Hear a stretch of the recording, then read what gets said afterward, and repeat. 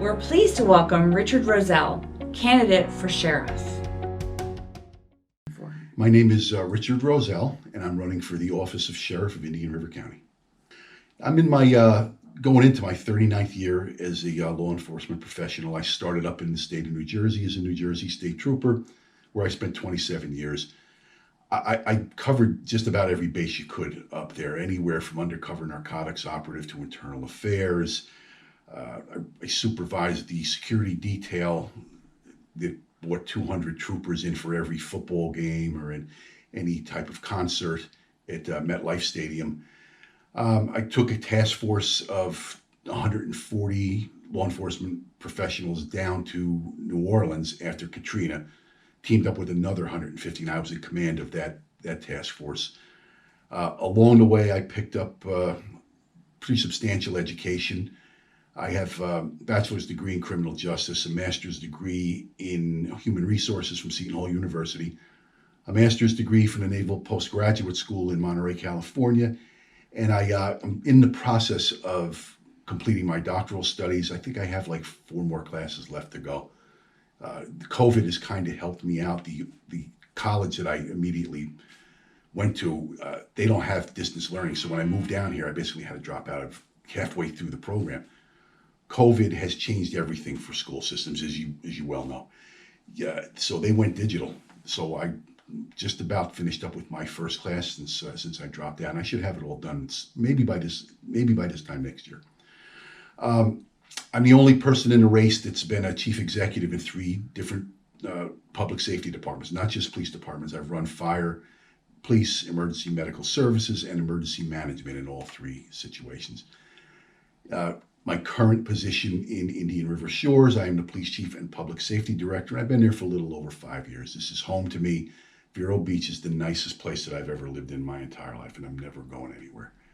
I have a wife, Darlene. We've been married for 37 years. It'll be 38 years in October. We have 2 children, Douglas and Eric. And this is our home now, but my kids still live in Jersey, and every phone call, time to move down here, guys, time to move down here. So once I get the whole family down there, we'll be complete. I am a veteran of the military. I spent 32 years in. I recently retired.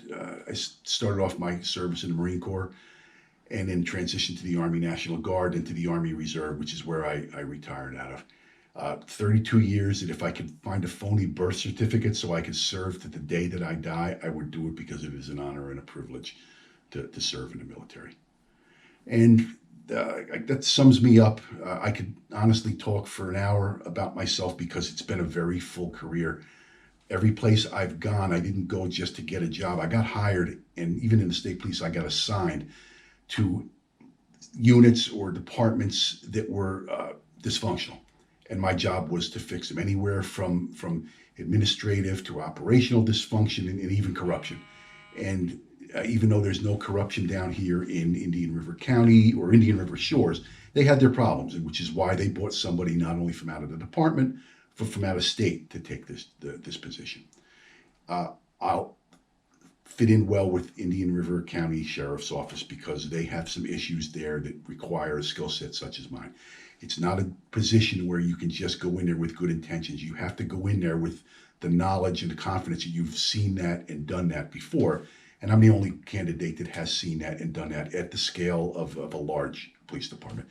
Not that 2 or the other 3 candidates are not qualified and experienced. 2 of them are, just not like I am.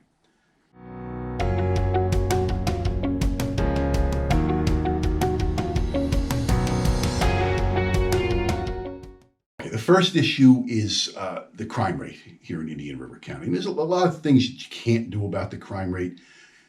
There are situations that you cannot predict. There's some of the candidates are talking about predictive policing models. There's no such thing as a predictive policing model. What they do is they set up statistics, and the statistics are only as good as the data that you put into them.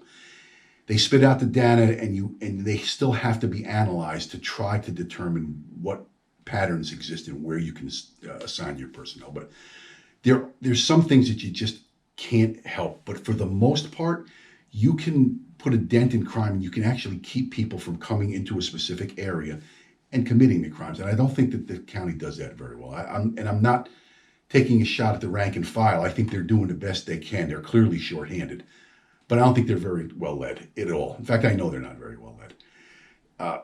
That's one of my fortes. If you look at my background, I set up an intelligence-led policing program for a 3,000 member organization and farmed it out to, it's too difficult to explain how we were set up, but I farmed it out division-wide to all of our operations people, and it immediately put a dent in crime. And unless you have somebody who's done that before, on the first day, the meetings will be, okay, guys, what do we do? That won't be me. The first day will be, okay, guys, this is what we're going to do, and this is how we're going to do it. And as I unroll my platform over the next couple of weeks, the people that see it will understand what I say when I say, I am not the candidate who equivocates. I'm not the candidate that puts fluff out there and says, hey, we got to do this, we got to get along, we got to engage. That's not me. I come up with the plans and we do it. And I've proven it. I've done it in the past. Now, specifically, I want to talk about the burglary rate in Indian River County. The burglary rate's too high, but the close rate isn't high enough either. There's no excuse for having a high percentage close rate for burglaries. Sometimes you just can't catch people, but a lot of these burglaries are done by the same people. And if you can't catch them in the first shot, or even better, if you can't keep them from doing it in the first place, you should catch it on the second shot. And again, not a problem with the rank and file, it's how they're led, but I've talked to too many residents where the burglary occurs, the deputy goes out to the scene, goes back into his car and closes the investigation out while he's in the car, and deems it as unsolvable. Absolutely not. At the very least, you owe that homeowner a canvass of the neighborhood, which a deputy can do. You don't have to call a detective out to do that. At the very least, you need to let the crime scene unit come out and determine whether the surfaces are conducive to taking fingerprints. There's so much more that could be done rather than closing the investigation out because you got another call pending that you have to go to. Again, has nothing to do with the deputies. The deputies will do what they're directed to do, and they'll do it properly. It's the leadership that's failed them on this, and that's the one that's probably the first part of the crime rate in Indian River County that I'm going to attack is the burglary rate. There's other issues. The motor vehicle accidents or crashes are way up. That's not a crime, but that costs lives and money for property. So, but the burglaries they really need to be addressed. Now, the second thing is it's a little on the abstract side. It's not part of police work per se, but it is every bit of as important as anything else is the transparency of this organization. You got a situation in Indian River County Sheriff's Office, and rather than comply with public records requests, they will hire an outside attorney to possibly tens of thousands of dollars to come in and defend against providing the citizen with public records requests when all they had to do is follow the law and provide the public records request. I don't know what they're hiding. Only they know what they're hiding. But it seems to center around basically one person, and that's one of the people that's running for the race. And you've seen the protests going on nationwide. There's a lot of good points that the people are making. The people that are causing the damage aren't making any good points. They're hurting the cause.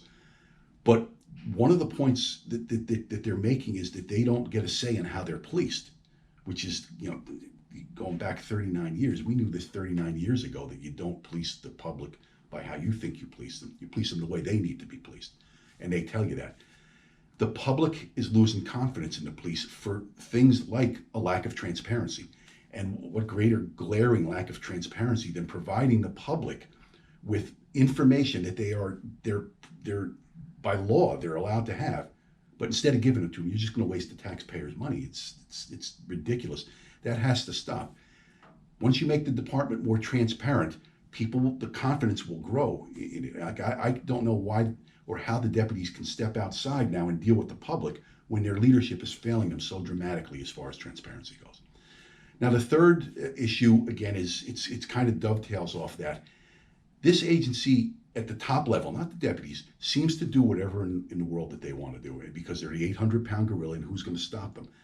I'll give you a couple of examples. The first one is that a high-ranking member of the school board is permitted to call up a sheriff's major and have him investigate a crime that occurred in the city of Vero Beach. When it was debatable at the time whether it was a crime or not, the major, who doesn't investigate crimes despite his statements in the newspaper, the major doesn't investigate crimes. You give that down to a deputy. He took the case, ran with it, unmasked who did it, ended up in that person getting fired. Now, we can debate all day whether or not the person was right with what she did or not right with what she did, but it's not the business of the police to get somebody fired. Tries 2 times to get this person criminally charged on bogus charges, and was told both times by the state attorney's office that there are no criminal charges there. That has to stop. I mean, and you look at the same major, gets a call from a high-ranking Republican operative, and there's email traffic going back on his email, on his sheriff's deputy's email, regarding this Republican high-ranking person doing a fundraiser for him.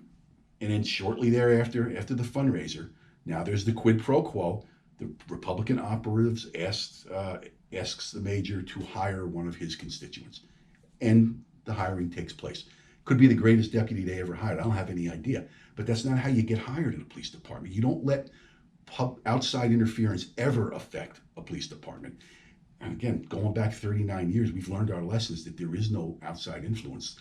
The 3 places where I have been the chief executive, first day I let the tone be set when I told everybody that if you dare have anybody call me on your behalf to promote you, put you on a better shift, send you to school, you're fired, and you will never be rehired in this organization again, because you cannot allow outside influence to affect daily operations of the police department. It erodes public confidence, and you can never get anything accomplished by it. And it will dovetail off that third point. You got a kid that was murdered up in Sebastian a couple of years ago. You all know who he is. They haven't found his murderer, or maybe they have found his murderer. I don't know, because there's really nothing being released to the public or to his mother. What if he was the son of somebody prominent that would be happy to donate to the sheriff's office candidate who's running? Yeah, I'm not saying that it is, but what if that person had power? Maybe the son's killer would be behind bars. Maybe he's already behind bars, but we don't know any of that. And that goes back to the transparency issue. None of that will occur here. I don't have a dog in this race. I am the only candidate that has never had his fingerprints on Indian River County Sheriff's Office. The other 3, one of them is currently a sheriff's major. One of them has retired, who I think is a good guy and would do a good job. He's not as qualified or as experienced as me, but he would do a good job. And the other one teaches ethics, of all things, to the sheriff's deputies. Another good candidate who I think is experienced and qualified, just not as much so as me. I'm the only person that can claim I don't have anything to do with that over there. What I'm going to do, though, is change it completely.